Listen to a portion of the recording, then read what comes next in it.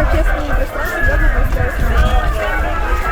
Яшьләр эшләре идарәсе волонтерлары узып баручы зәйлеләргә листовкалар бирәләр, 2025 елда төзекләндерәсе объектларны сайлауда ярдәм итәләр.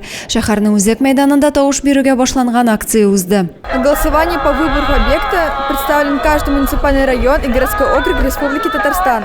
Жители смогут выбрать не только парки, скверы и набережные, но также определить список дворов, первоочередный список в рамках проекта «Наш двор» на 2025 год. Шәһәрнең Үзәк мәйданында тавыш бирүгә багышланган акция узды. Тавыш бирүдә 14 яшы тулган һәр кеше катнаша ала. Ул 15 мартта башланып, 30 апрельгә кадәр дәвам итәчәк. Объектларны торак һәм шәһәр мохиты илкүләм проектының уңайлы шәһәр мохиты формалаштыру федераль проекты кысаларында төзекләндерү өчен сайлап алалар.